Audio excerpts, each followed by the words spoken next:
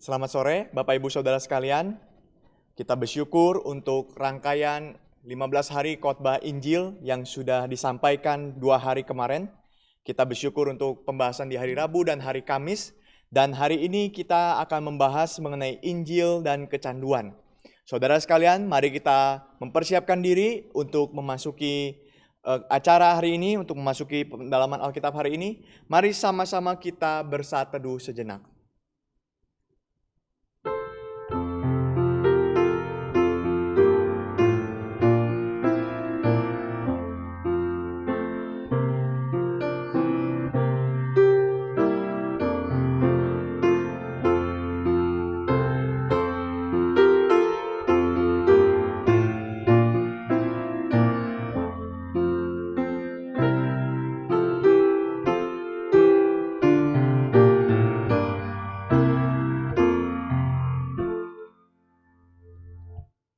Amin. Kristus datang mencari kita di tempat yang paling hina. Dia mencari kita. Yesus mencariku, ketiga baitnya.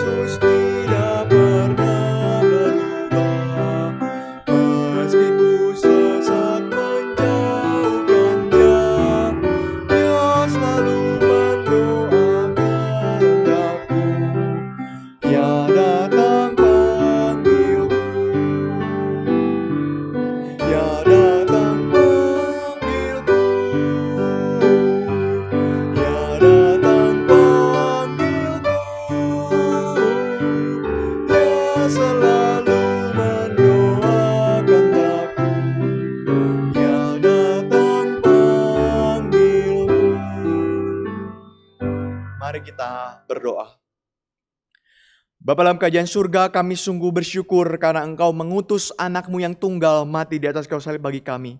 Engkau mengutus Kristus datang ke dalam dunia ini, bukan untuk menghakimi kami, bukan untuk menghancurkan kami, bukan untuk membinasakan kami.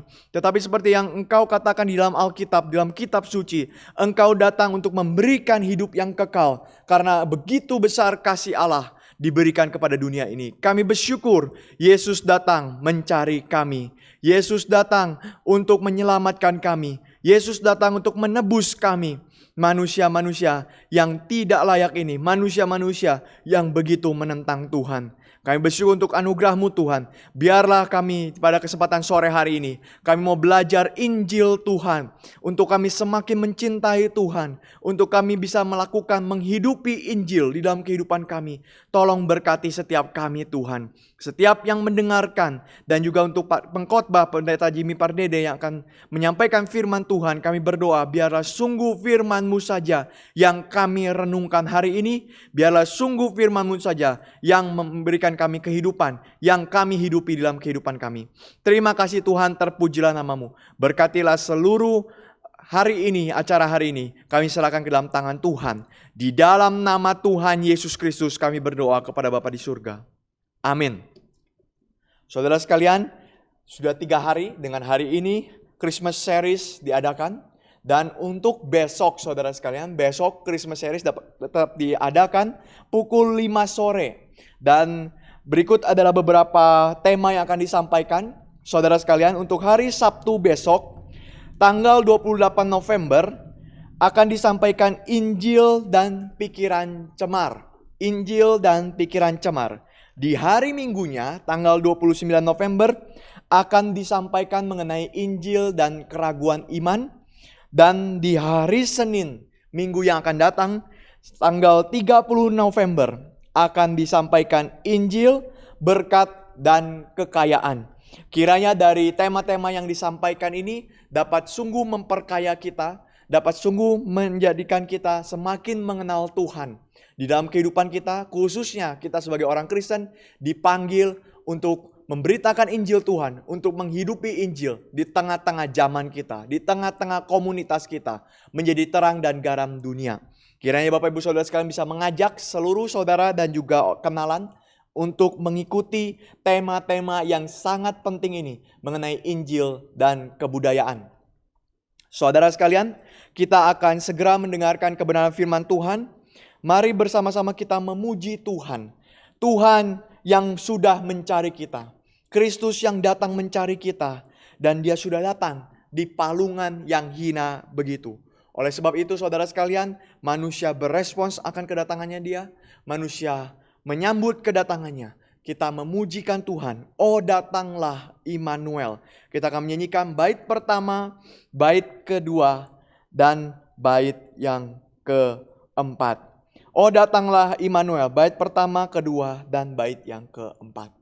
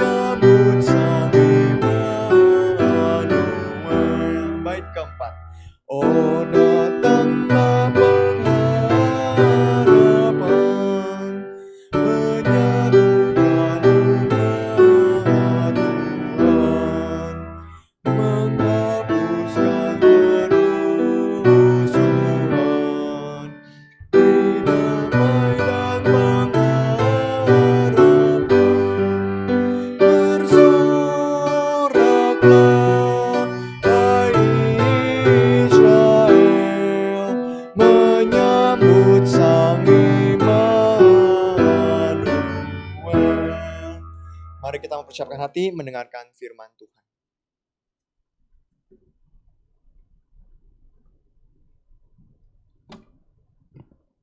Selamat sore saudara sekalian. Mari kita menyiapkan hati kita untuk mengikuti khotbah pada hari ini. Mari kita berdoa. Ya Tuhan, kami bersyukur untuk penyertaan-Mu sehingga kami boleh mendapatkan firman dari Tuhan. Kami rindu ya Tuhan dengan permohonan kami, supaya kami boleh dikabulkan doanya oleh Tuhan, dan kami memohon supaya Tuhan yang memberikan firman. Karena kami tahu kami tidak bisa dibentuk dan dipimpin oleh perkataan dari dunia ini, dari manusia. Kami hanya mungkin diubahkan oleh firman-Mu. Dan itulah yang kami perlukan, karena kami menjadi umat-Mu oleh karena belas kasihan Tuhan. Dan juga kami tahu karena belas kasihan Tuhanlah firman Tuhan terus diberikan kepada kami. Mohon berkati supaya kami menerima kebenaran-Mu. Dan biarlah apa yang kami dapatkan boleh membuat kami makin kritis terhadap apa yang dunia ini tawarkan. Dan makin rindu untuk menawarkan balik keindahan dari kebenaran Injil. Sehingga orang-orang di sekitar kami, dunia kami, dan orang-orang yang Tuhan izinkan kami boleh berinteraksi dengan mereka. Mereka boleh mendapatkan pengertian yang limpah melalui kesaksian hidup dan juga pengertian yang kami bisa bagikan. Kiranya Injil-Mu mengubahkan kami, dan Injil-Mu memberikan kami mengizinkan kami menjadi orang-orang yang mengubahkan sekelilingnya oleh karena Tuhan memakai kami. Tolong kami ya Tuhan, dalam nama Tuhan Yesus kami berdoa. Amin. Baik saudara, kita akan membahas tentang tema Injil dan kaitannya dengan kecanduan. Kita bisa melihat bahwa di dalam dunia kita sekarang keadaan yang sangat rusak, salah satunya adalah karena banyak orang kecanduan banyak hal. Kecanduan banyak hal ya, entah itu pornografi kah, entah itu obat yang membuat pikiran menjadi terlena dengan kenikmatan yang dipaksakan, ataupun juga kecanduan banyak hal yang lain, main game kah atau judi atau apapun. Ini merupakan sesuatu yang menunjukkan bahwa manusia memerlukan sesuatu yang indah dan baik, yang memberikan kenyamanan dan ketenangan, namun hal-hal tersebut berpotensi untuk merusak manusia. Ini bisa berpotensi merusak karena apa yang ditekankan oleh hal-hal ini yang menyebabkan manusia berada dalam keadaan kecanduan adalah mengutamakan satu aspek dari hal yang bisa dinikmati dan mengabaikan aspek yang lain. Kita bisa melihat misalnya bagaimana pornografi akan mengarahkan orang untuk membuat orang lain menjadi objek untuk kesenangan, di mana kerinduan untuk bersetubuh itu dipisahkan dari perjanjian, dari keindahan cinta kasih, dari komitmen, dari pemberian diri untuk menyenangkan orang lain, itu nggak ada semua. Jadi hal yang membangkitkan kesenangan, tetapi yang tidak memberikan keutuhan yang menyentuh banyak aspek dari kehidupan manusia. Itulah yang potensi untuk membelenggu manusia dan menjadikan manusia tidak bebas. Maka sebenarnya ketika kita melihat keadaan di mana manusia kecanduan segala sesuatu, apapun itu, kita menyadari tentang fakta bahwa kita ini dibelenggu. Kita akan selalu berada dalam belenggu sebenarnya, tapi ada hal-hal yang menunjukkan itu dengan lebih jelas daripada hal yang lain. Kita dibelenggu oleh keinginan kita, tapi keinginan yang menguasai kita sehingga kita merusak hidup kita sendiri. Itu adalah contoh ekstrim atau contoh yang jelas tentang bagaimana semua orang sebenarnya sudah dibelenggu oleh dosa. Itu sebabnya di dalam surat Paulus, misalnya di dalam surat Roma di pasal yang ke-8, Paulus mengingatkan bahwa kita ini sudah dibebaskan dari hukum dosa dan hukum maut. Hukum adalah prinsip yang mengatur dan menguasai hidupnya. Dan sudah diganti hidupnya menjadi dikuasai oleh hukum roh.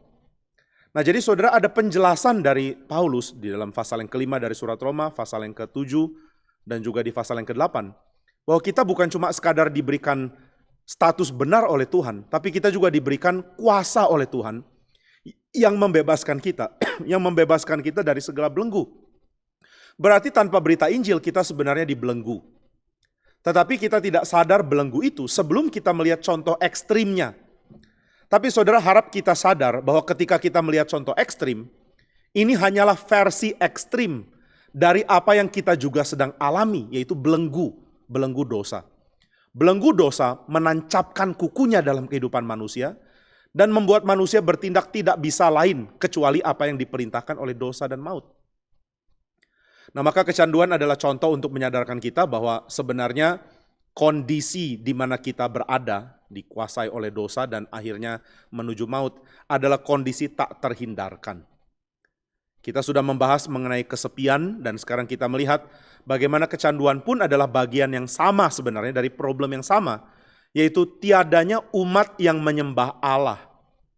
Jadi dua kali ini kita melihat bahwa solusi yang diberikan oleh Injil adalah adanya komunitas yang menyembah Allah.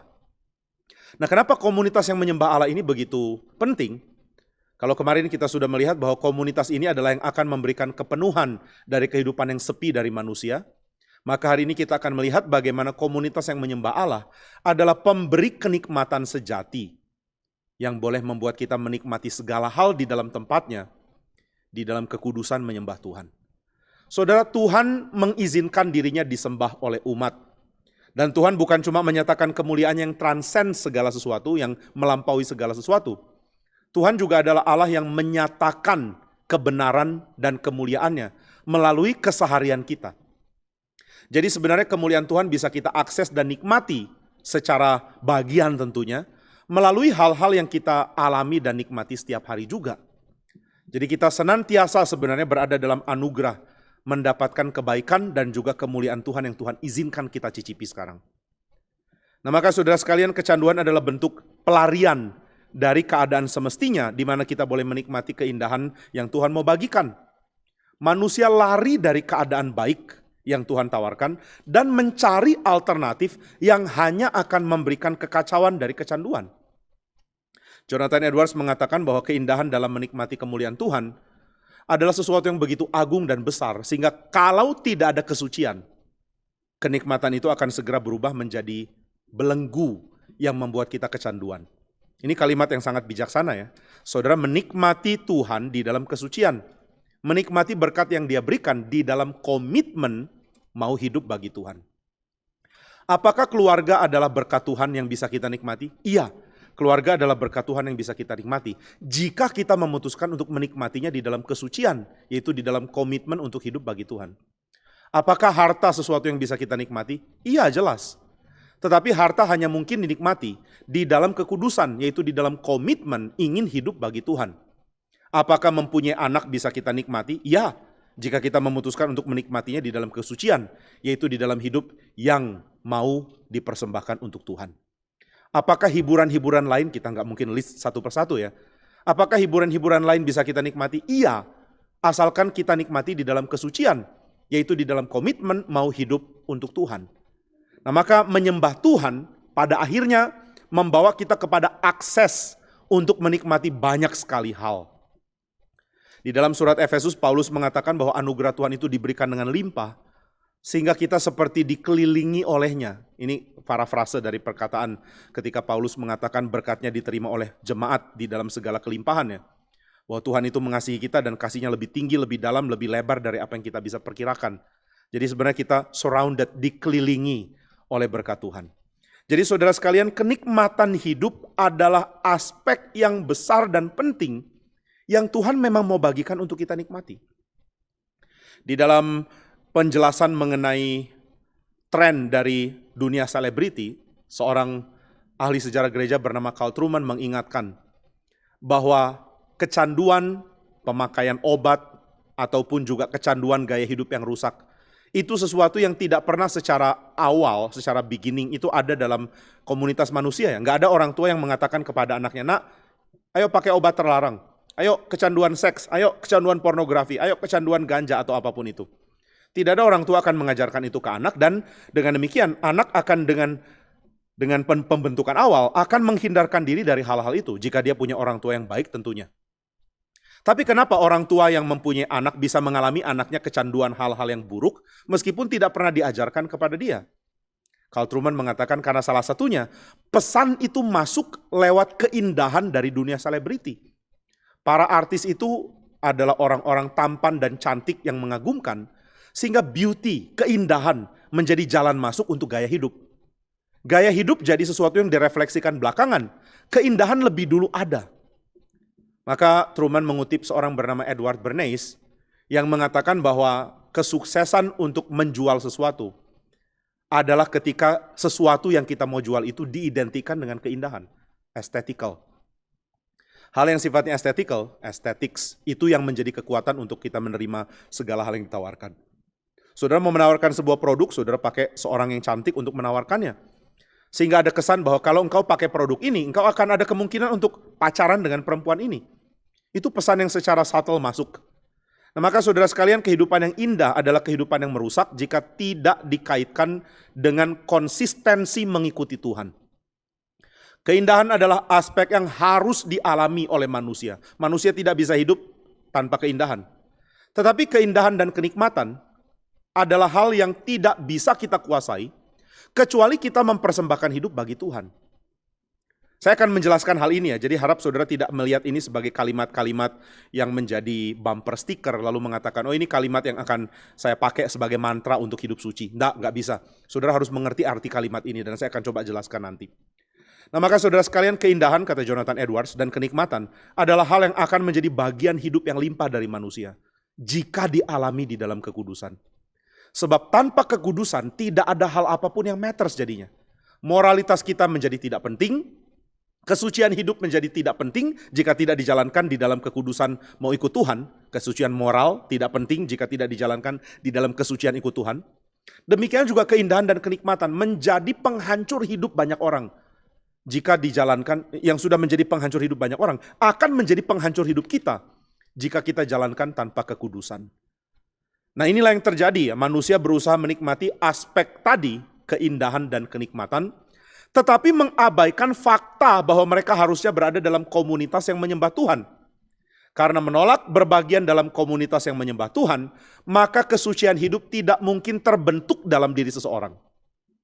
Saya ingatkan ya, kecuali kita menjadi bagian dari komunitas Kristen, kecuali kita menjadi bagian dari gereja yang menyembah Tuhan, kita tidak bisa dibentuk untuk hidup suci. Kehidupan suci hanya mungkin terjadi di dalam komunitas yang menyembah Tuhan. Di dalam Westminster Confessions of Faith, di dalam Westminster Confession of Faith, pengakuan iman Westminster, ditekankan bahwa kekudusan dan juga kepastian keselamatan adalah hal yang secara limpah hanya mungkin didapatkan di dalam gereja.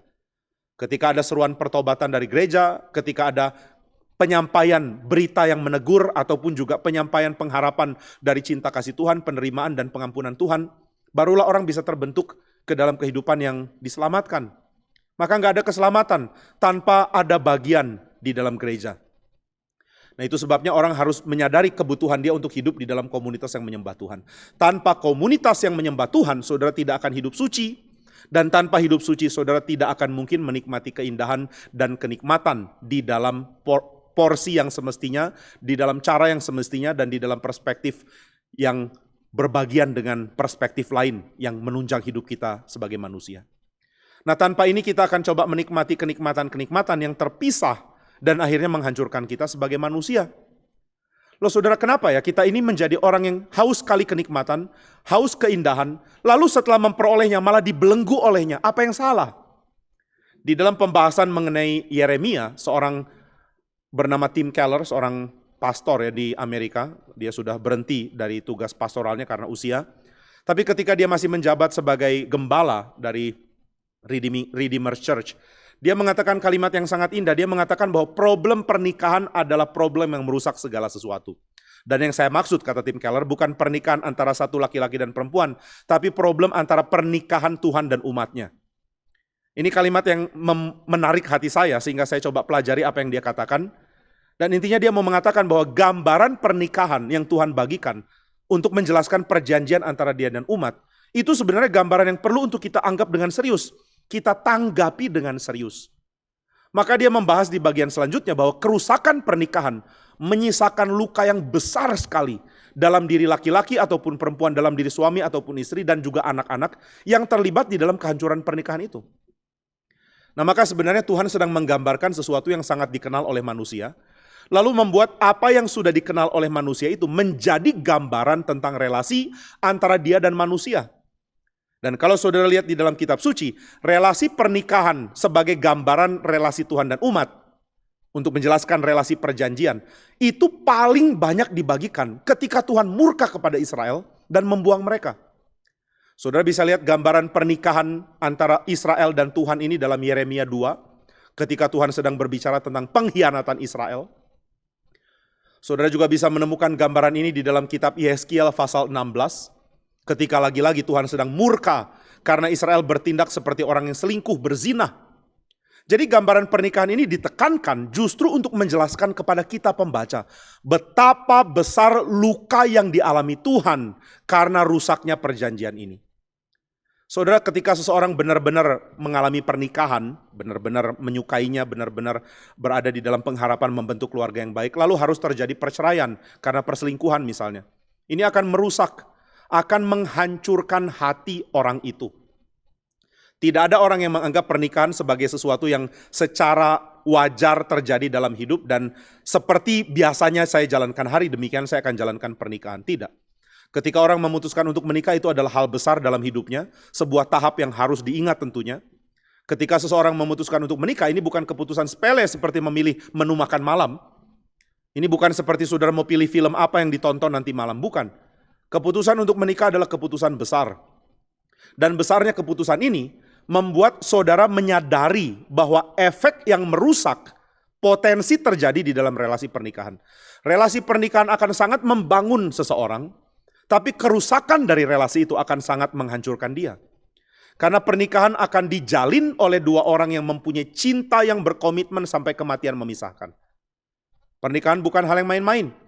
Maka ketika orang siap menikah berarti dia sudah menginvest seluruh perasaan hati dan komitmennya sebagai suami atau sebagai istri kepada orang yang akan dia jadikan istri atau suami. Seorang laki-laki akan menjadikan dirinya menjadi suami dari seorang perempuan, dengan demikian dia akan mengikat masa depannya dengan perempuan ini. Maka kerusakan yang terjadi dalam relasi itu akan menjadi kerusakan yang menghancurkan.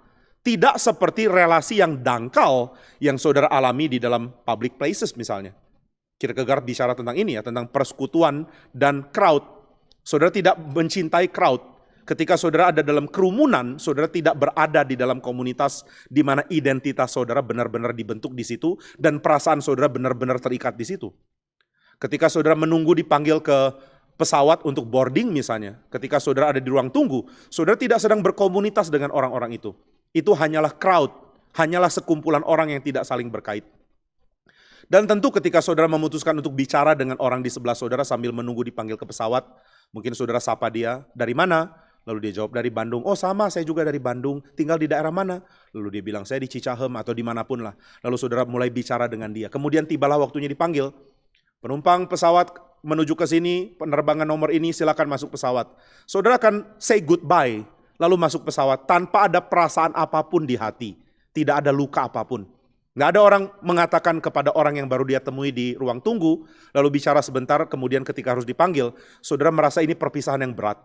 Lalu saudara mengatakan sangat berat berpisah dengan engkau. Andai ini tidak perlu terjadi, kenapa harus ada perpisahan? Nggak, saudara nggak akan pikir itu. Itu relasi dangkal yang tidak menyisakan apa-apa dalam hati saudara ketika relasi itu berakhir. Tapi relasi pernikahan tidak seharusnya berakhir kecuali karena kematian.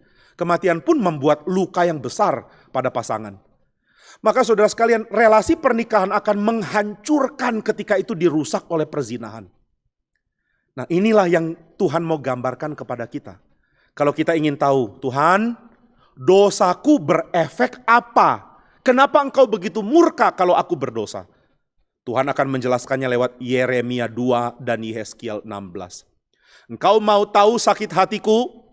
Coba pikir sakit hatimu kalau pasanganmu mengkhianati engkau. Kalau istrimu tidur dengan laki-laki lain, bagaimana perasaanmu? Kalau suamimu selingkuh dengan perempuan lain, bagaimana perasaanmu? Itulah hancurnya hati Tuhan.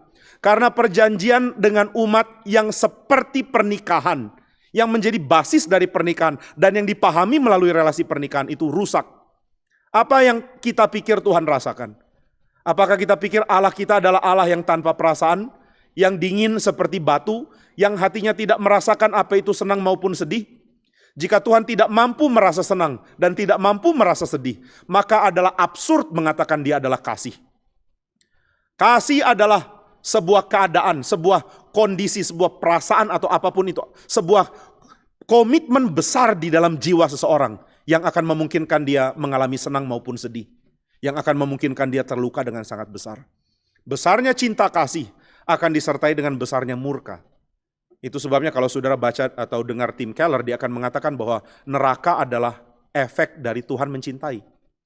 Karena tidak mungkin ada murka begitu besar jika tidak ada cinta begitu besar.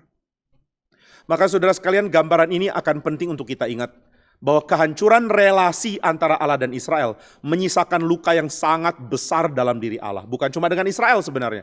Dengan seluruh manusia, Tuhan mengikat perjanjiannya dengan semua orang. Dan manusia memutuskan untuk menghancurkan hati Tuhan dengan berdosa. Tapi saudara, yang perlu kita ketahui juga, bukan cuma Allah yang terluka dan hancur karena rusaknya relasi ini. Manusia pun mengalami kekacauan karena hancurnya relasi. Relasi pernikahan yang rusak menghancurkan suami, menghancurkan istri, dan menghancurkan anak-anak. Ketidaksetiaan menghancurkan orang yang jadi korban maupun orang yang melakukannya.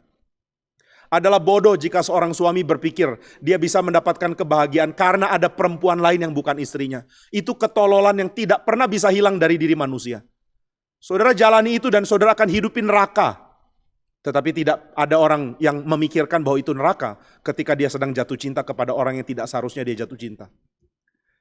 Maka saudara sekalian, Tuhan mengingatkan lewat kisah di dalam kitab Yeremia pasal yang kedua, ataupun juga Yehezkiel pasal yang ke-16.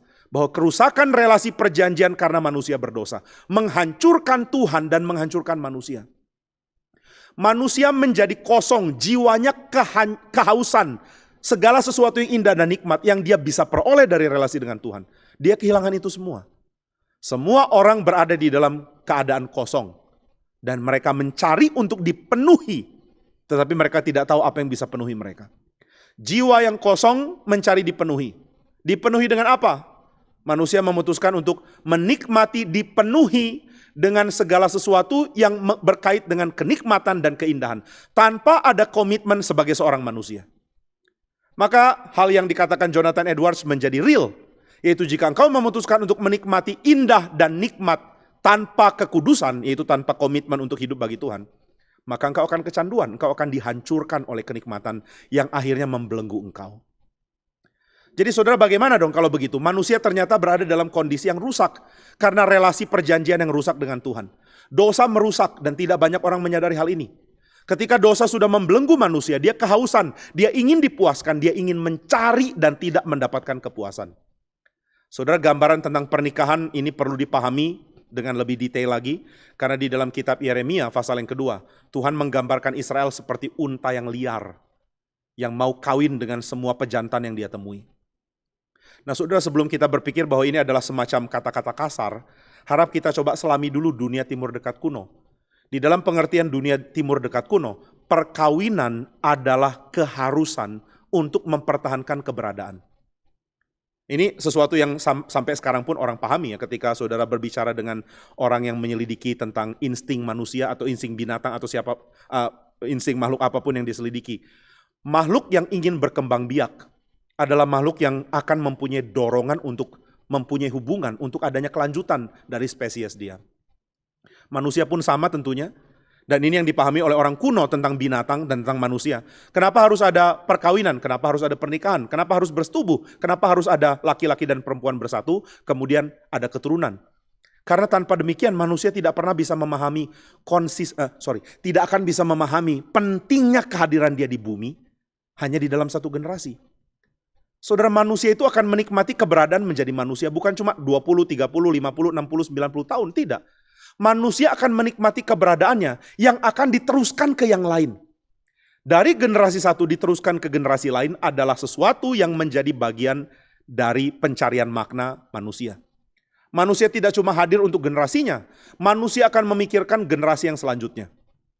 Manusia membangun kebudayaan bukan cuma untuk dinikmati pada waktu dia hidup, tapi dia membangun dengan harapan anaknya, cucunya, keturunan selanjutnya akan menikmati juga buah pekerjaan yang dia sudah kerjakan. Orang tua bekerja bukan cuma untuk menikmati hidup sekarang. Mereka bekerja supaya suatu saat bisa ada hal yang diwariskan kepada anak. Dan warisan kepada anak bagi orang bijak bukan cuma uang, rumah, dan segala sesuatu untuk kesiapan anak nanti bisa hidup. Bukan. Kesiapan berjuang di tengah-tengah hidup yang keras. Itulah yang harus diturunkan oleh orang tua kepada anak. Maka orang tua ingin supaya anaknya bisa berjuang. Kenapa? Supaya nanti dia teruskan lagi semangat berjuang ke yang berikut. Sehingga keturunan dari seseorang akan menjadi keturunan yang sanggup bertahan dan akan menurunkan keturunan yang juga sanggup bertahan. Kita ingin eksis, bukan dalam pengertian eksis narsis ya. Kita ingin keberadaan kita dilanjutkan di bumi ini. Plato pernah mengatakan bahwa cinta kepada yang sempurna membuat kita mencintai hal yang rendah juga.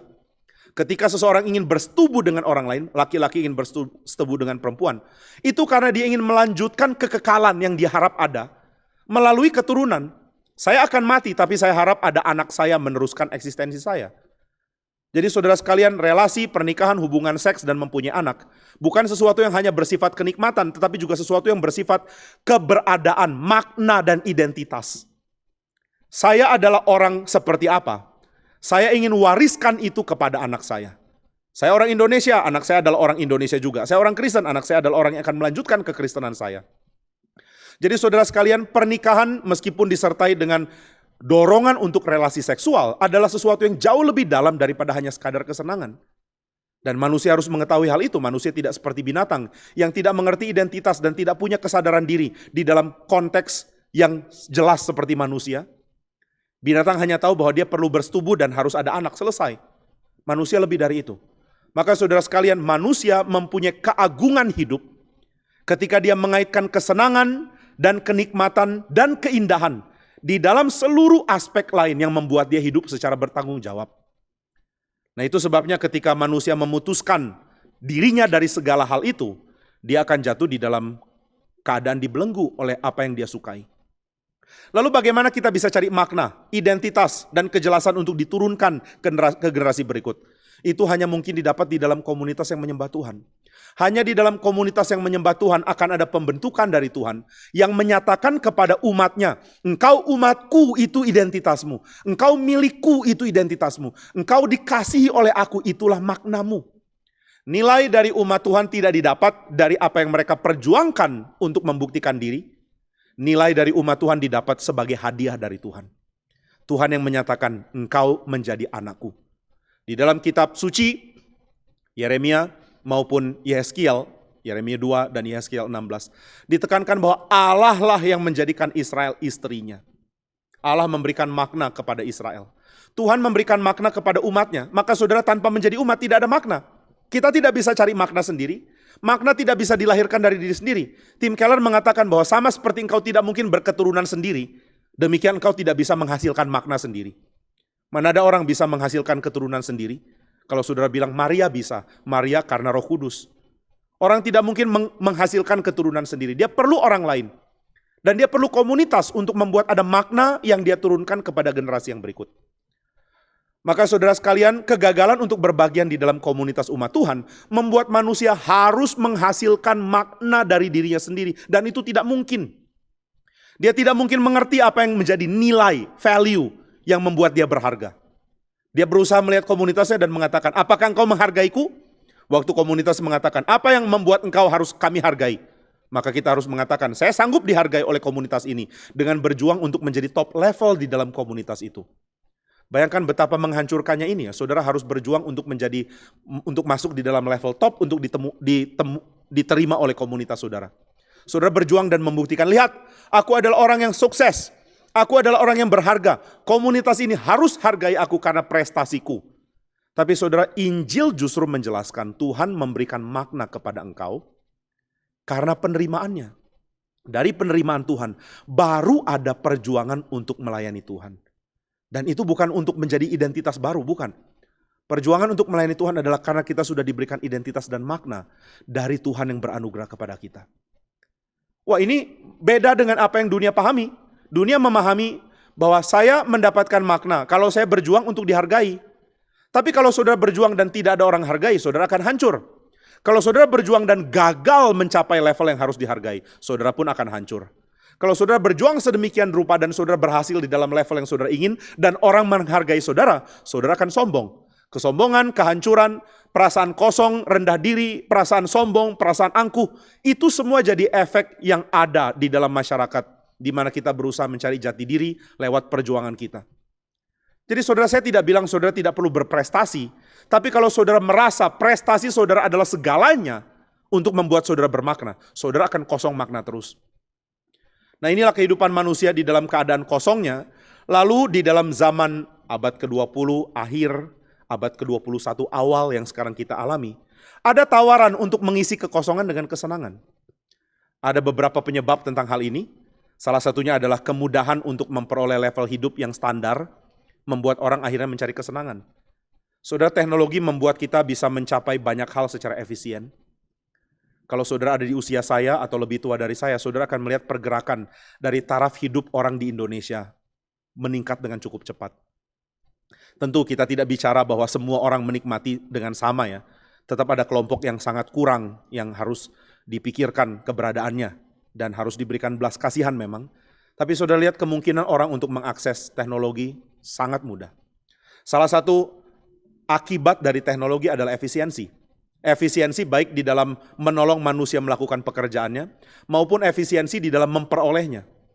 Teknologi itu mempunyai kecenderungan untuk menjadi global, menjadi publik, menjadi merata, menjadi memasyarakat. Semua teknologi.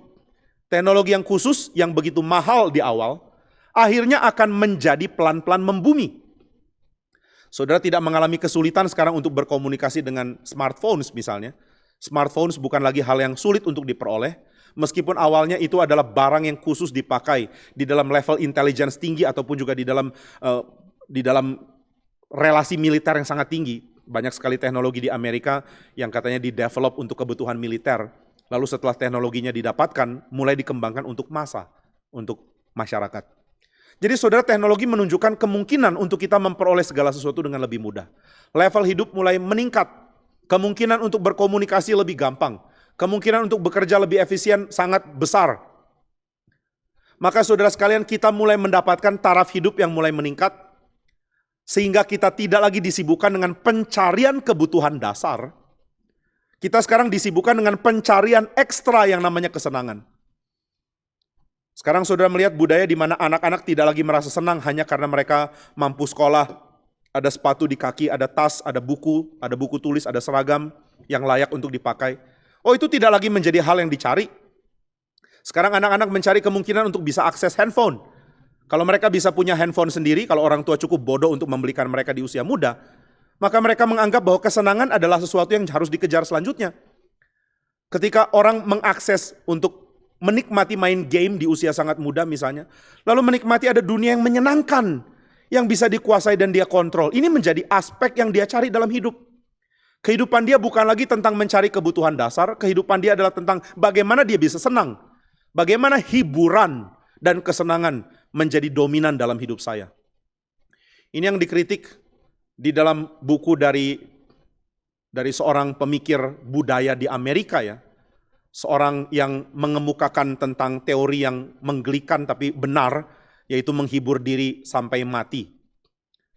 Sebuah buku yang mengarahkan kita untuk kembali berpikir tentang apa yang sebenarnya manusia cari di dalam zaman kita sekarang. Apa sih yang kita cari?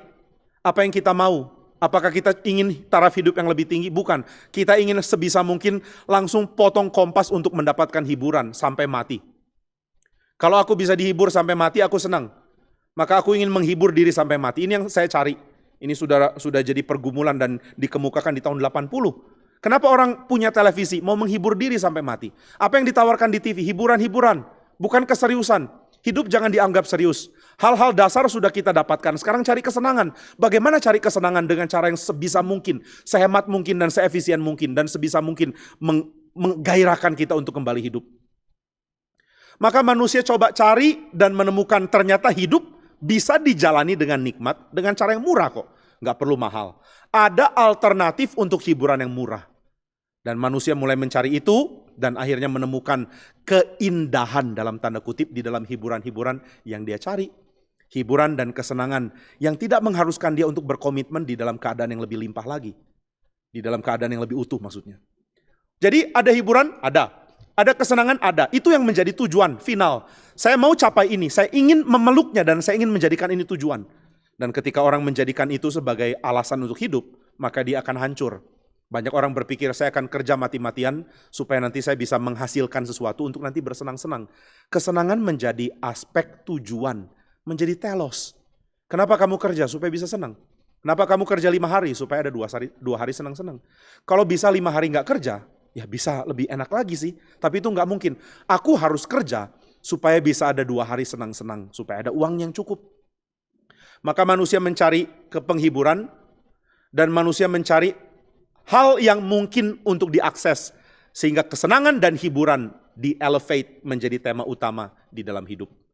Saya mau senang, saya mau dihibur, saya mau punya kesenangan untuk membuat saya lari ke dalam keadaan yang saya pikir sebagai kelimpahannya. Saya lari dari keadaan sekarang untuk masuk ke dalam surga. Saya mau masuk surga dan surganya bukan surga tahta Allah di mana Allah bertahta. Surga adalah kesenangan yang bisa saya akses. Bisakah saya akses itu sekarang? Bolehkah aku menikmati surga di sini? Bisa, dalam bentuk kesenangan. Kesenangan dalam bentuk apa? Kesenangan di dalam bentuk yang benar-benar mengabaikan fakta bahwa Allah bekerja di dalam dunia ini. Sehingga kita mengabaikan sentuhan dengan dunia ini, lalu lari di dalam aspek yang bisa dinikmati dengan potong kompas. Tidak perlu menikmati hal yang real dan bersentuhan dengan dunia. Kita bisa menikmati hal yang sifatnya ideal. Saudara, kenapa obat bisa menjadi candu yang begitu besar? Karena obat melakukan sesuatu, obat-obat yang berkait dengan ini ya, dengan segala hal yang menggerakkan pikiran kita. Segala yang dikategorikan psikotropikal, obat-obatan yang psikotropikal.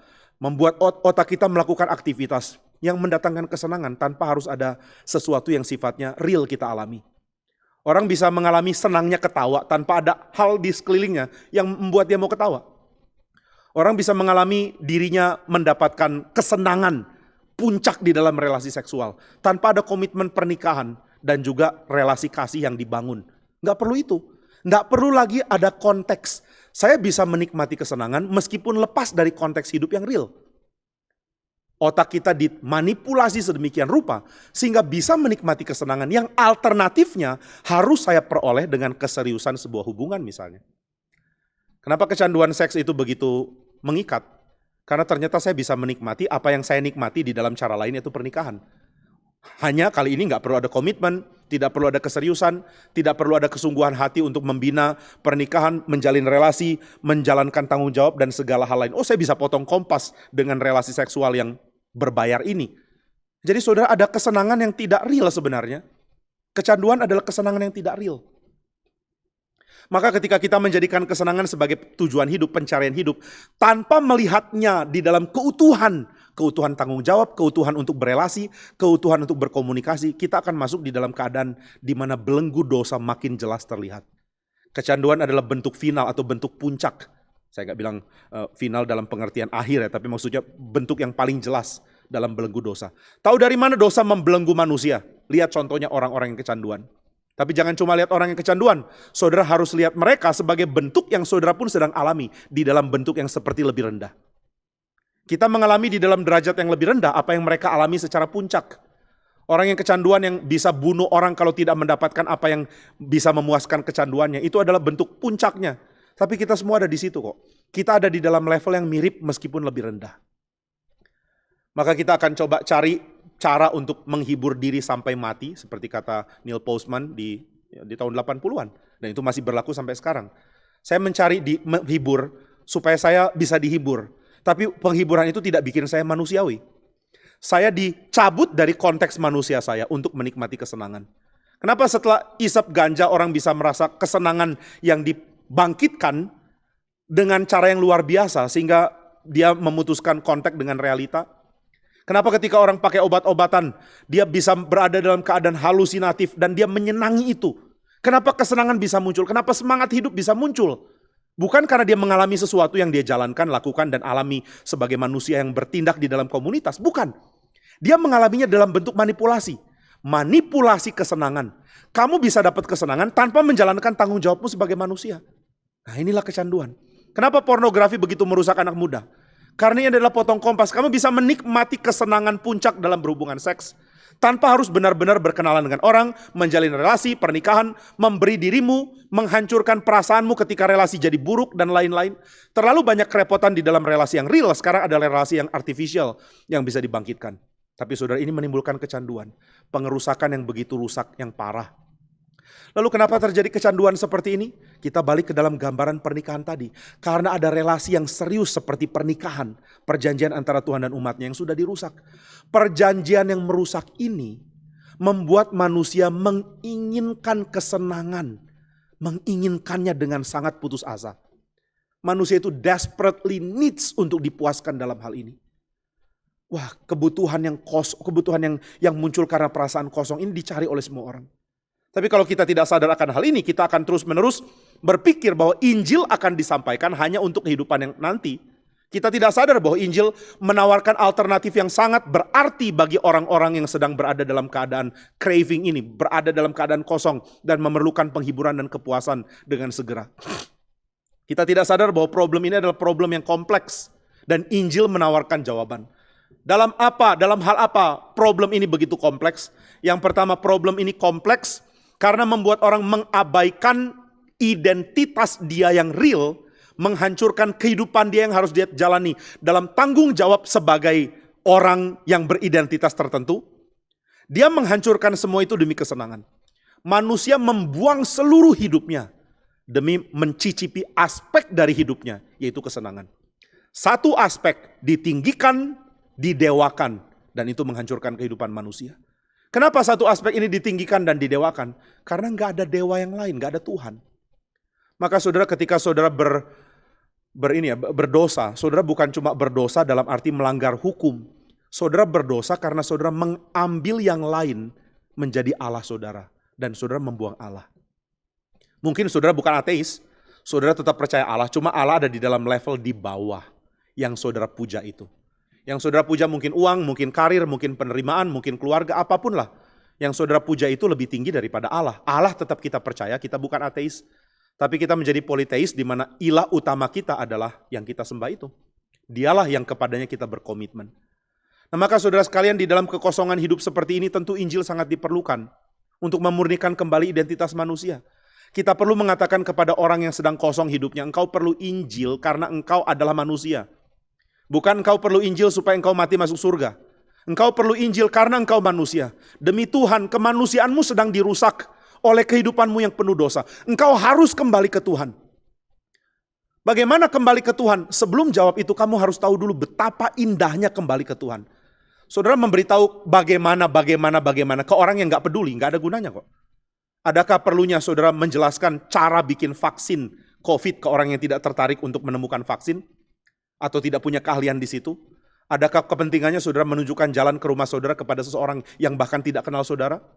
Saudara menjelaskan dengan setengah mati, ini loh cara ke rumah saya, kamu jalan terus sampai Pasir Kaliki. Lalu kalau kamu lihat ada semacam bangunan tinggi yang seperti lingkaran, setengah lingkaran. Kamu segera belok kiri. Setelah itu sampai belok kiri kamu harus lihat ada tanda yang sangat akurat, harus tepat di situ. Begitu kamu lihat ada tanda dilarang masuk, kamu harus putar belok ke kiri di situ. Lalu setelah itu terus, kemudian belok ke kanan. Nanti kalau ketemu rumah ketiga, kamu harus siap-siap untuk belok ke kanan lagi. Di situ kamu akan temukan jalan ke kiri, kamu masuk situ, lalu kamu temukan rumah saya. Saudara, ketika saudara jelaskan itu ke orang yang sangat ingin ke rumah saudara, itu informasi sangat membantu. Tapi kalau saudara jelaskan itu ke orang yang tidak kenal saudara, yang tidak peduli saudara hidup atau mati, itu informasi akan dia buang. Nah, kita sering memberikan bagaimana untuk datang ke Tuhan kepada orang yang tidak rasa perlu datang ke Tuhan. Tapi kalau saudara mau bagikan Injil, saudara akan pertama-tama membongkar dia akan kebutuhan untuk datang ke Tuhan. Dia akan sadar bahwa kalau saya nggak datang ke Tuhan, kemanusiaanku akan dihancurkan. Aku sedang melakukan bunuh diri kemanusiaan waktu aku jalankan hidupku. Wah, aku harus putar balik. Aku mesti bertobat. Aku sedang cari kesenangan karena aku sedang hancurkan kemanusiaanku sebenarnya. Lalu bagaimana caranya ya supaya kemanusiaanku bisa dipulihkan? Dengan Injil. Nah, ini yang Injil Yohanes coba bagikan ketika membagikan kisah antara Yesus dan perempuan yang berzina. Saudara, sangat menarik ya bahwa perzinahan menjadi gambaran tentang kehancuran dosa, menunjukkan betapa hancurnya hati Tuhan ketika manusia berdosa, sekaligus menunjukkan betapa hancurnya manusia ketika relasi dengan Tuhan ini rusak. Lalu apa yang dilakukan manusia di dalam kerusakannya? Dia melakukan banyak kebodohan, termasuk mencari kesenangan di dalam cara yang sangat menghancurkan kemanusiaannya. Perempuan ini salah satunya. Dia mencari kesenangan dengan berzina dengan laki-laki yang sudah jadi suami orang. Dia sendiri adalah istri orang lain, lalu dia berzina dengan orang lain. Dia adalah seorang yang mau cari kesenangan, kosong hidupnya, ingin dipenuhi, tapi dia tidak tahu kemana mencari. Lalu dia mencari ke hal yang paling mungkin ditawarkan, yaitu perzinahan. Ini adalah cermin dari begitu banyak orang yang hidup di dunia ini. Kenapa kamu jatuh di dalam kecanduan obat? Saya cari kesenangan, saya cari dipenuhi, dan saya temukan komunitas yang punya jawaban bahwa kesenangan itu diberikan oleh obat. Kenapa kamu jadi pelacur? Saya sangat kosong dan saya bertemu komunitas yang mengatakan jawaban dari kekosongan itu adalah terima fakta bahwa kamu bisa bertahan hidup dengan jadi pelacur. Kenapa kamu berzina? Karena saya jatuh di dalam keadaan di mana saya bertemu dengan orang yang jalin relasi dengan saya. Dan orang itu mengatakan bahwa cara untuk saya dipenuhi adalah dengan berelasi gelap dengan dia. Manusia begitu bodoh dan jahat. Ini bukan cuma bodoh tapi juga jahat. Jangan pikir orang berdosa itu pintar. Orang berdosa itu bodoh dalam hal itu. Tapi jangan pikir mereka cuma bodoh. Itu juga sangat jahat. Bukan kebodohan lugu. Oh, lugunya kamu ya sehingga kamu lakukan dosa ini. Bukan. Ini bukan cuma dosa lugu. Ini jahat. Menghancurkan hati Tuhan dan menghancurkan kemanusiaan orang yang melanggar perjanjian dengan Tuhan. Maka perempuan ini berzina dan dia kedapatan berzina oleh banyak orang. Alkitab mengatakan bahwa mereka diseret untuk dibawa ke Tuhan Yesus. Kenapa dibawa ke Tuhan Yesus? Karena Tuhan Yesus sedang melayani di bait suci dan mereka menganggap otoritas untuk menentukan perempuan ini harus diapakan dari bait suci. Kenapa pilih Yesus? Sekaligus mau membuktikan Yesus ini orang benar-benar rabi atau palsu. Benarkah dia Mesias? Nasihat apa yang dia mau berikan? Kalau dia berikan nasihat, matikan perempuan ini sesuai hukum Musa, maka dia sudah melanggar Taurat. Dia melanggar hukum Tuhan. Dia melanggar nabi-nabi yang memerintahkan perempuan seperti ini harus dihukum mati. Lalu saudara sekalian, kalau Yesus mengatakan jangan hukum mati, berarti engkau pengkhianat. Karena hukum Taurat jelas memerintahkan orang yang berzina harus dihukum mati. Dan di dalam kitab nabi-nabi, dosa kepada Tuhan diumpamakan sebagai perzinahan. Mengampuni perzinahan berarti mengampuni dosa yang dibuat Israel kepada Tuhan. Dan itu nggak boleh. Jadi bagaimana? Kamu mau ampuni atau kamu mau mematikan? Ampuni, biarkan pergi, berarti kamu bersalah kepada Musa. Matikan, berarti Yesus bersalah kepada pemerintah Romawi yang tidak mengizinkan adanya hiruk pikuk seperti itu di sini. Saudara, apa yang dilakukan oleh Yesus ketika semua orang terus-menerus mendesak dia. Dia membungkuk, lalu dia menulis di tanah. Dia menulis dengan jarinya di tanah. Saudara, ada tafsiran yang sangat indah tentang hal ini. Waktu mereka terus-menerus bertanya, mereka sadar apa yang Yesus lakukan. Yesus pun bangkit berdiri, kemudian mengatakan, yang tidak berdosa, hendaklah ia pertama melemparkan batu kepada perempuan itu. Lalu orang-orang pergi, kenapa pergi ya? Oh, mungkin mereka sadar dosanya ya, tiba-tiba mereka sadar, oh saya juga ada salah loh, saya juga pernah berzina, saya juga pernah ini, pernah itu. Apakah seperti itu? Ada satu tafsiran yang menarik, yang mengatakan bahwa membungkuk dan menulis di tanah adalah tindakan awal sebelum seseorang mendeklarasikan puisinya.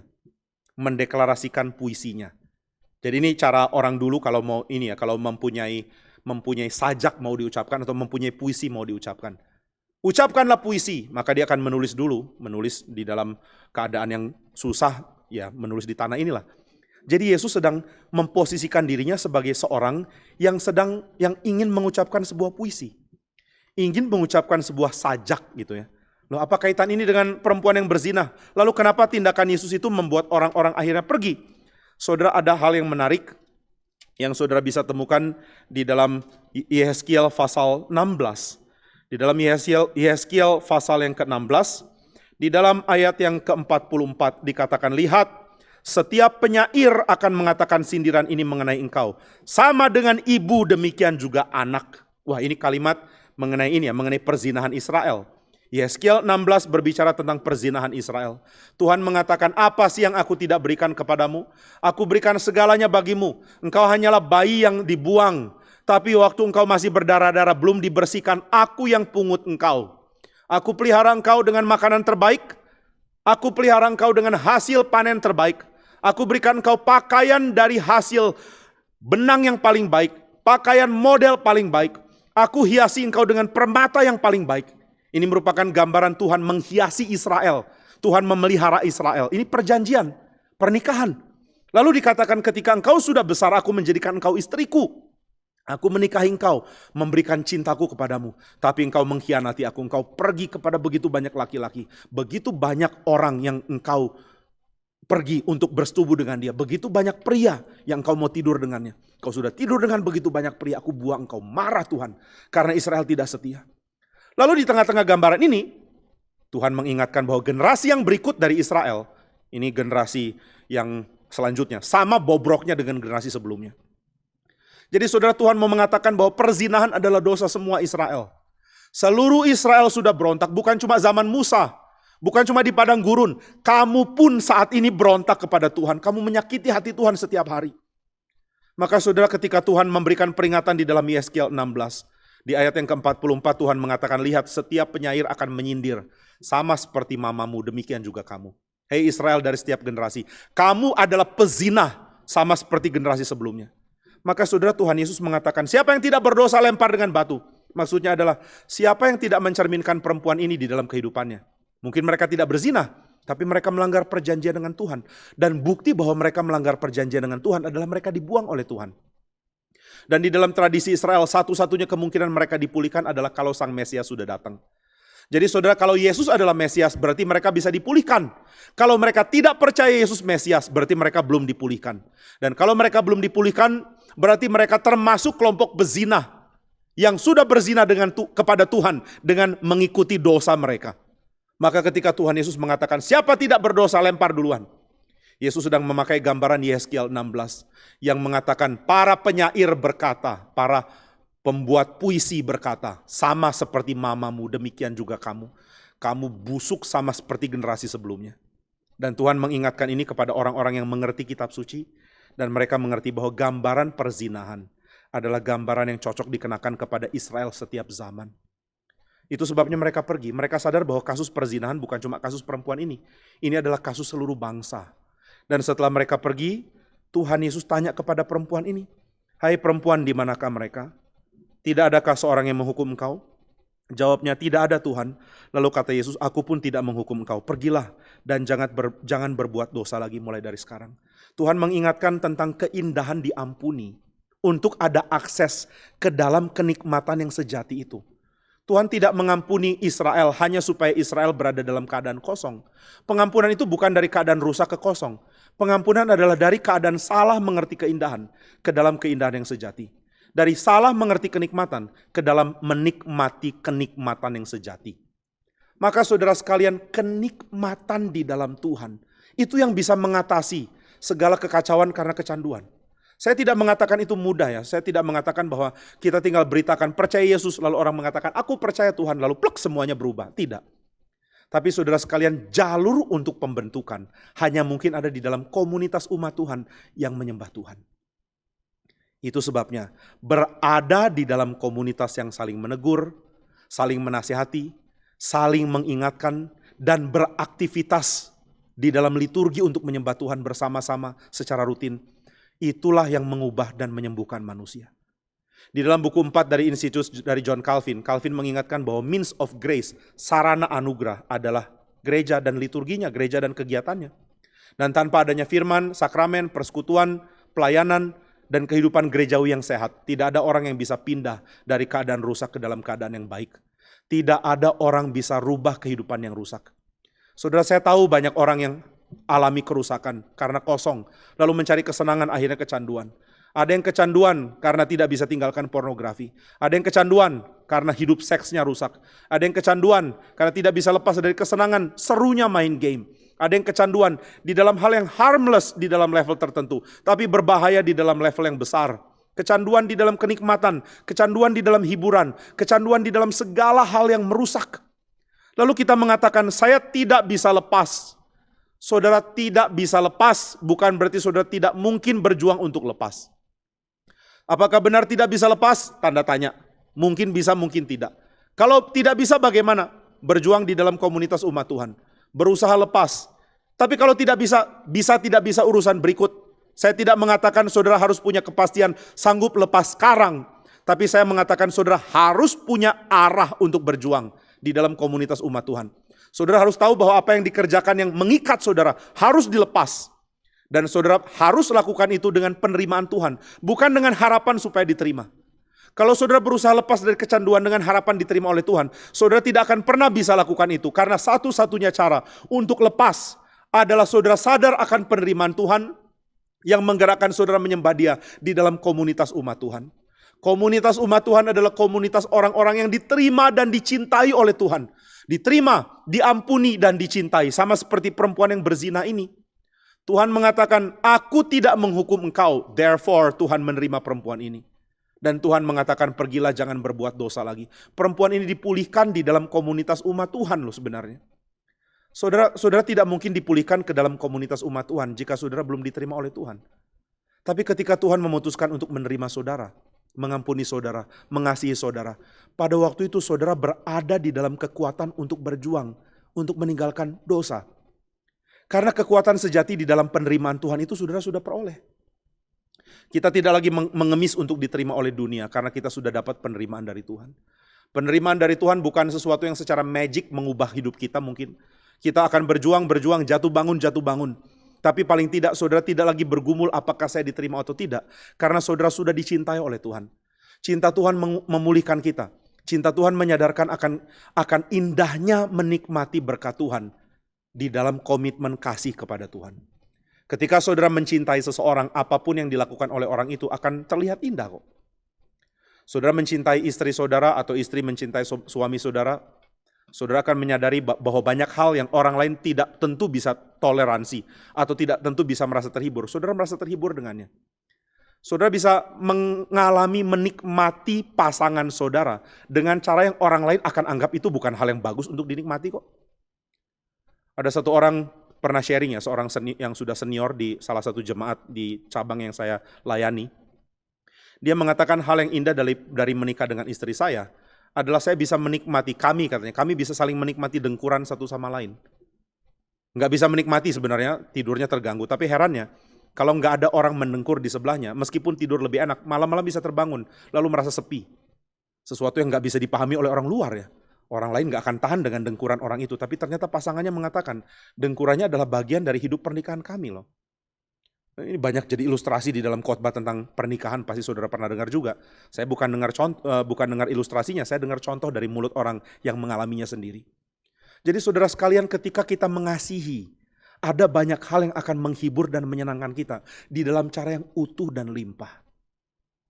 Saudara tidak mencintai apapun, saudara sedang membenci diri ketika saudara terlibat di dalam kesenangan yang memunculkan kesenangan yang spektakuler, tetapi hanya membuat saudara kecanduan. Ketika saudara memakai obat bius, mengabuse-nya, saudara seperti menikmati kesenangan yang besar sekali. Tapi saudara sedang menunjukkan kebencian saudara. Dan saudara sedang menunjukkan akses kepada kesenangan yang sifatnya merusak. Karena kesenangan itu dilakukan tanpa adanya keseriusan di dalam relasi, kecintaan terhadap Tuhan dan komunitasnya. Dan saudara tidak mengalaminya sebagai aspek dari keutuhan. Saudara mengelevate aspek itu lalu membuatnya menjadi murni, menjadi satu-satunya yang saudara mau alami dan saudara alami. Aktivitas otak kita digerakkan oleh banyak hal. Kita bisa merasakan senang dalam hati karena ada aktivitas otak yang melakukan sesuatu oleh karena cinta kita kepada seseorang. Ketika saudara mencintai seseorang, ada aktivitas otak yang membuat saudara menikmati keadaan mencintai. Sekarang bayangkan kalau ada obat yang memanipulasi otak saudara untuk mengeluarkan hal yang membuat saudara senang tanpa cinta dan tanpa orang lain. Itu akan merusak saudara. Nah maka saudara sekalian, hal pertama untuk lepas dari kecanduan adalah kesadaran bahwa Tuhan menerima kita. Bagaimana tahu Tuhan menerima kita? Beradalah di dalam komunitas yang menyembah Tuhan. Komunitas ini akan melatih saudara. Bukan karena komunitas ini sempurna dalam mengasihi, bukan. Tapi karena komunitas ini akan mengajarkan kepada saudara tentang Tuhan. Mengajarkan kepada saudara tentang bergumul bersama dengan orang-orang itu. Yang cacat, yang tidak sempurna, tapi yang berusaha untuk hidup bagi Tuhan. Ini komunitas yang akan memulihkan saudara. Apakah langsung? Tidak. Maka saudara sekalian, orang yang punya masalah dengan kecanduan, kita semua yang ada masalah dengan kecanduan, kita perlu mengingat satu hal. Ada aspek yang salah dari hidup kita, yang kosong, yang kurang. Yang harus kita temukan di dalam komunitas yang menyembah Tuhan. Karena di dalam komunitas itu kita berjumpa dengan Tuhan. Bukan komunitasnya, tapi Tuhannya. Mengagumi Tuhan bersama-sama dengan orang-orang yang mengagumi Dia. Itu obat yang membuat saudara pelan-pelan dibentuk.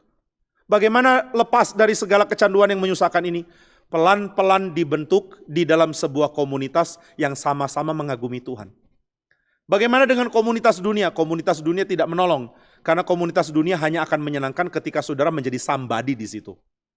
Tapi saudara, banyak orang memanipulasi komunitas gereja. Kalau dia menjadi somebody di situ, kalau dia menjadi orang penting di situ, baru komunitas ini menyenangkan. Gereja menyenangkan karena aku kepala, karena aku penatua, karena aku gembala sidang. Komunitas gereja menyenangkan karena aku orang kunci, orang penting, orang yang dianggap sepuh atau apapun itu. Tapi saudara sekalian, komunitas gereja menyenangkan bukan karena itu. Komunitas gereja menyenangkan karena pribadi yang dikagumi di situ adalah Kristus.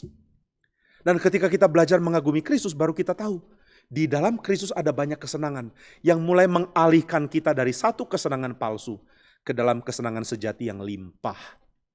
Mari kita cari ini. Mari kita cari komunitas yang memulihkan kita menjadi manusia yang sempurna, yang makin mirip Kristus di dalam segala kesenangan yang mungkin. Mari kita ambil contoh. Orang kecanduan seks di dalam seks bebas atau pornografi. Bagaimana lepas? Salah satu cara yang mungkin adalah dengan menikmati keindahan bersekutu dan akhirnya menikmati keindahan menikah. Oh, bagaimana kalau tidak menikah? Nggak ada jalan, nggak ada solusi. Tetap ada solusi. Yaitu belajar untuk menikmati keindahan, mengagumi Tuhan, konsistensi di dalam mengikuti Tuhan. Apakah ini otomatis diperoleh? Tidak. Pergumulannya panjang. Tetapi saudara akan menemukan bahwa kesenangan itu bukan cuma hal yang saudara selama ini ikat diri untuk kecanduan di situ. Ada banyak hal lain dalam hidup. Ada satu orang tua ditanya bagaimana caranya supaya anak gak kecanduan game. Dia bilang saya gak tahu, anak saya gak kecanduan game. Saya susah jawab itu. Lalu dia tanya, kenapa anakmu bisa gak kecanduan game? Dia mengatakan karena anak saya dipaparkan ke dalam berbagai macam kesenangan menjadi anak. Kami ajak dia naik gunung dan dia menyenanginya. Kami ajak dia main-main dengan anjing peliharaan kakeknya, lalu dia menyenanginya. Kami ajak dia main-main dengan teman sebayanya dan dia menikmatinya. Kami ajak dia main sepak bola dengan teman-teman sebayanya dan dia menikmati itu. Sampai di rumah dia lihat ada gadget, dia tidak terlalu tertarik. Dia mungkin bisa main game, tapi setelah itu dia tinggalkan. Karena dia menikmati kehidupan yang utuh. Dia menikmati begitu banyak aspek bisa dinikmati dalam hidup. Tapi orang tua bodoh akan kasih gadget ke anaknya dan mengatakan, ini tenggelamlah dalam kesenangan. Lalu anak itu jadi diam, tenang, dan akhirnya sibuk dengan kesenangan yang cuma satu sisi. Anak itu tidak pernah terlalu tahu apa yang menyenangkan yang lain. Maka saudara, saya pikir kita mesti hati-hati terhadap hal yang sangat potensi menimbulkan kecanduan. Karena apapun itu yang menimbulkan kecanduan adalah hal yang akan membuat fokus kepada sebentuk kesenangan. Mengangkat kesenangan itu dan menjadikannya utama. Ketika saudara menikah, menikmati relasi seksual bukan hal utama dan satu-satunya di dalam pernikahan. Ada kesenangan karena dipercaya, ada kesenangan karena ditopang dan disupport oleh pasangan, ada kesenangan karena bertengkar dan dibentuk, ada kesenangan untuk belajar, ada kesenangan untuk menyadari bahwa saya bukan pribadi yang mutlak. Aku diruntuhkan kesombongannya dengan memahami pembentukan bersekutu dengan orang lain. Ada kesenangan menikmati anak bersama-sama, ada kesenangan beribadah bersama-sama, ada kesenangan memberi, begitu banyak. Dan ada kesenangan di dalam relasi seksual. Tapi pornografi mengelevate relasi seksual, menjadikannya utama. Di dalam semua kisah pornografi yang ada adalah hubungan seks selesai. Orang telanjang berhubungan seks selesai, tidak ada keindahan berbagi cinta, tidak ada keindahan bergumul dan lain-lain. Gak ada, di-elevate, dijadikan utama. Ini seperti kafein dijadikan ekstrak, lalu dihantamkan ke dalam badan manusia. Dia akan membuat seluruh efek dari bercangkir-cangkir kopi menjadi utama dan dinikmati saat itu. Itu menghancurkan. Maka saudara, ketika sesuatu yang menimbulkan kecanduan kita paparkan kepada seseorang, apalagi yang masih muda, saudara membunuh orang itu. Banyak orang tua membunuh anaknya dengan biarkan mereka main game dan kecanduan.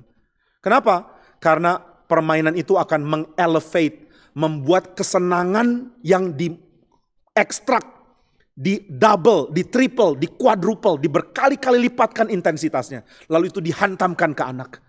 Dia akan sulit menikmati hal lain karena kenikmatan di dalam kepenuhannya, dalam tanda kutip ya, seolah diberikan kepada dia lewat game yang dia nikmati. Demikian juga obat bius, demikian juga pornografi, demikian juga dengan seks bebas.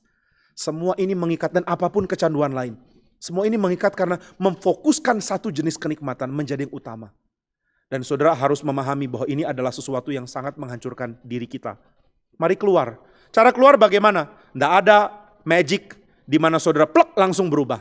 Tapi yang ada adalah komunitas bergumul dan berjuang. Yang Alkitab tawarkan adalah adanya Injil yang menyatakan bahwa Kristus membentuk komunitas ini dengan membagikan kehidupannya supaya kita mengalami keindahan menjadi anak Allah dan dia menikmati kekacauan, dalam tanda kutip menikmati. Dia mengambil kekacauan penderitaan kita. Kristus ambil penderitaan kita lalu dia memberikan bahagianya dia. Ini yang Luther katakan sebagai happy exchange, pertukaran yang menyenangkan. Menyenangkan untuk kita ya, tapi penderitaan bagi Kristus. Kristus ambil sulit kita dan berikan bahagia dia. Mari nikmati itu. Apakah mudah rubah mindset dan kebiasaan dari kacau menjadi baik? Enggak mudah. Tapi saudara harus bertahan. Konsistensi mengikuti Injil itu penting.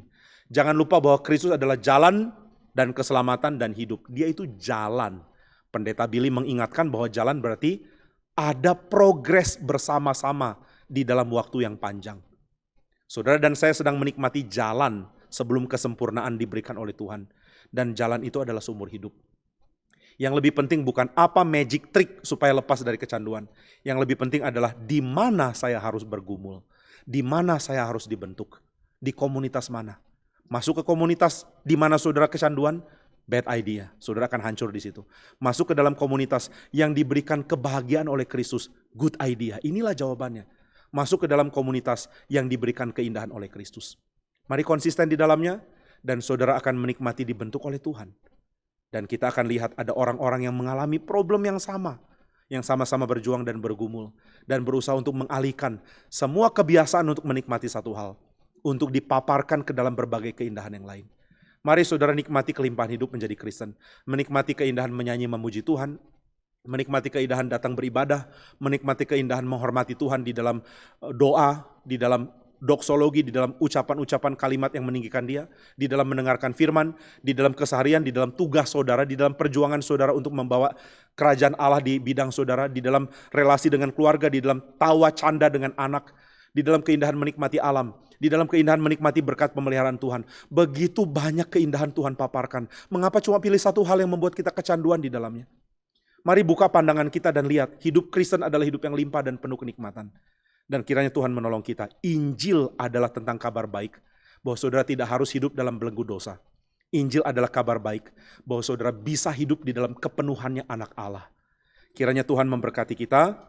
Sebelum kita berdoa, mari kita sama-sama memujikan lagu Yesus Mencariku. Dan setelah itu kita akan doa memohon Tuhan beranugerah kepada kita. Mari kita nyanyikan Yesus Mencariku seluruh baitnya.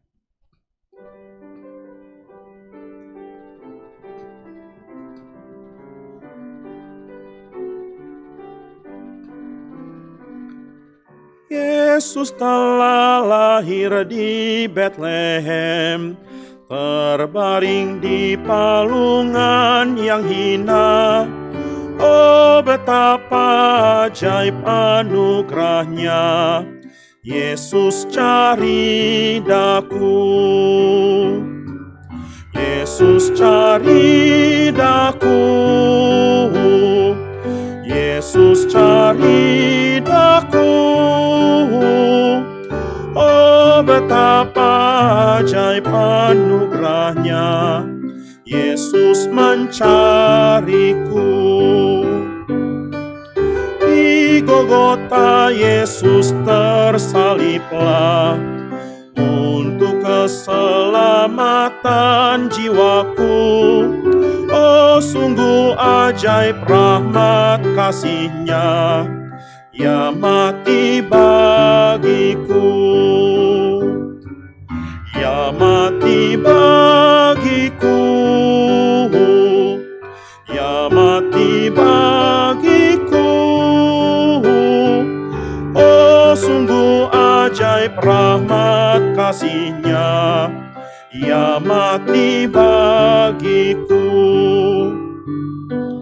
Oh, Yesus tidak pernah berubah, meski ku sesat menjauhkan Dia, Ia selalu mendoakan daku. Ia datang panggilku. Ia datang panggilku. Ia datang panggilku. Ia selalu mendoakan daku. Ia datang panggilku. Mari kita berdoa. Ya Tuhan, kami semua berada di dalam jerat dosa. Kami mungkin tidak berada dalam kecanduan yang perlu membuat kami masuk ke dalam tempat rehabilitasi. Tapi kami tahu bahwa semua saudara-saudara kami yang mengalami kesulitan kecanduan adalah orang-orang yang mengalami apa yang juga kami alami di dalam intensitas yang sedikit lebih. Kami tidak lebih baik dan kami tidak ada dalam keadaan yang lebih baik. Kami sama menderitanya ya Tuhan, kami dibelenggu oleh dosa. Tuhan kasihani kami tidak bisa lepas. Setiap kami yang mendengar khotbah ini dan yang berdoa bersama-sama, kami sedang bergumul dengan dosa-dosa kami. Kami terbelenggu dan kecanduan ya Tuhan. Kasihani kami ya Tuhan. Kami bersyukur karena Kristus rela datang, mengambil sengsara penderitaan dan matinya kami, untuk membagikan keindahan menjadi anak Allah.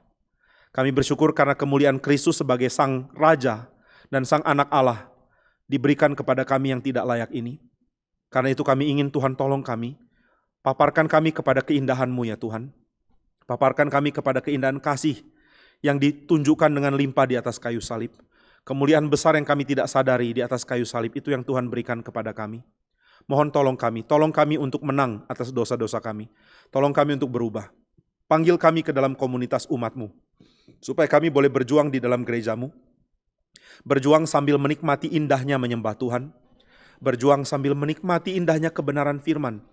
Berjuang sambil menikmati indahnya berbagian di dalam mengasihi dan dikasihi. Berjuang sambil menikmati janji yang Tuhan berikan. Janji kesempurnaan yang Tuhan akan nyatakan. Kami bersyukur karena kami boleh berjuang melepaskan dosa-dosa kami bersama dengan Kristus. Kami berjalan bersama dengan Dia yang sudah rela menanggung efek mati dari dosa-dosa kami. Terima kasih karena Tuhan Yesus rela menebus kami dengan mati di kayu salib. Dengan demikian kami boleh bergumul bersama dengan Dia yang mengerti dosa-dosa kami, yang mengerti kesulitan kami dan penderitaan kami. Tuhan kuatkan kami dan tebus kami menjadi milik-Mu yang sempurna. Jadikan kami umat-Mu yang menyenangkan hati-Mu, yang hidup suci, yang meninggalkan dosa-dosa kami. Kami bersyukur jika Tuhan rela mendengar doa kami dan kami tahu Tuhan rela mendengarnya. Dengarlah seruan setiap kami berjanji akan ikut Tuhan. Kami berjanji akan menjadi milik-Mu selama-lamanya. Engkau yang sudah memanggil kami datang memenuhi panggilan-Mu, kami adalah milik-Mu ya Tuhan. Sempurnakan kami. Di dalam nama Tuhan Yesus kami berdoa. Amin. Saudara sekalian, demikian kebaktian kita hari ini. Besok kita akan lanjutkan dengan tema selanjutnya. Kiranya Tuhan memberkati kita semua. Dan saudara harap boleh mendoakan dan juga mengajak lebih banyak orang boleh mengikuti, mendengarkan khotbah yang penting mengenai Injil Tuhan. Dan kita juga diberikan kesempatan memberikan persembahan melalui semua informasi yang ditayangkan di layar. Selamat sore saudara sekalian, Tuhan memberkati.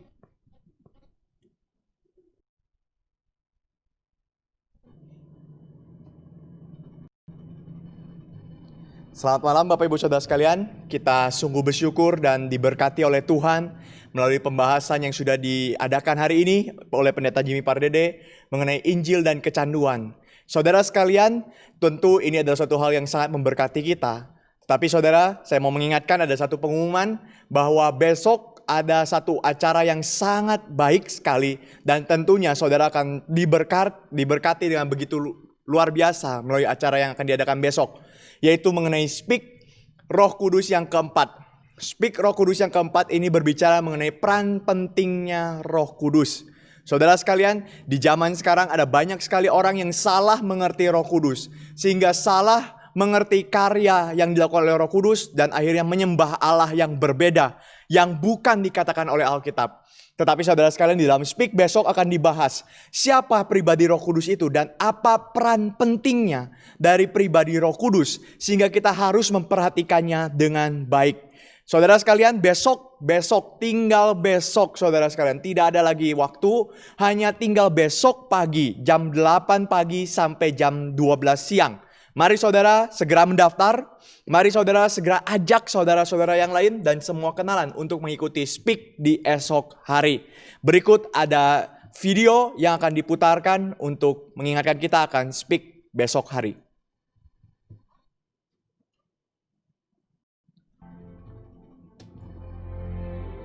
Saudara-saudara, Tuhan memilih engkau. Tuhan mengerjakan keselamatan dalam dirimu supaya engkau menjadi suci. Tanpa anugerah dari Tuhan, tidak ada kuasa penyucian dalam diri kita.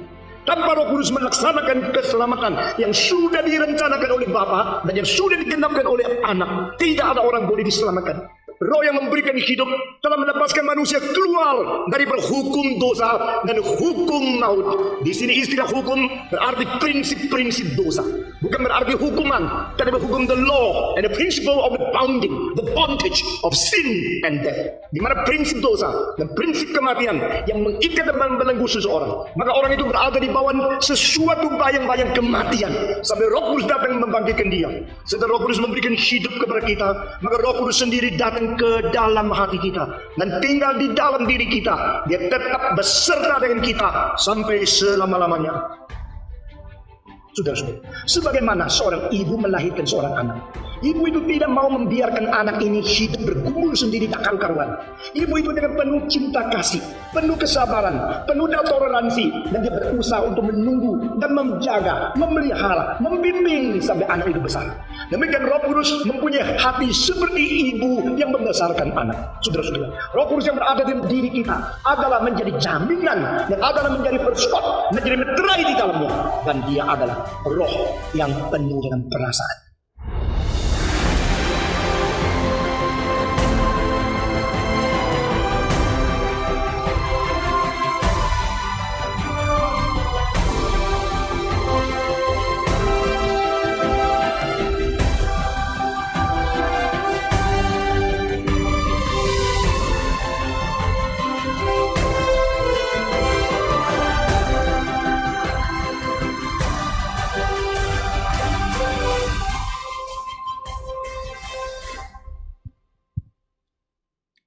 Mari Bapak Ibu Saudara sekalian, kita segera mengikuti acara di esok hari Speak Roh Kudus yang keempat di jam 8 pagi waktu Indonesia bagian Barat.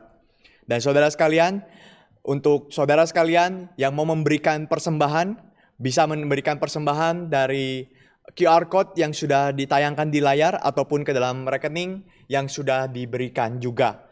Demikian saudara sekalian untuk malam hari ini, Tuhan memberkati kita sekalian. Selamat malam.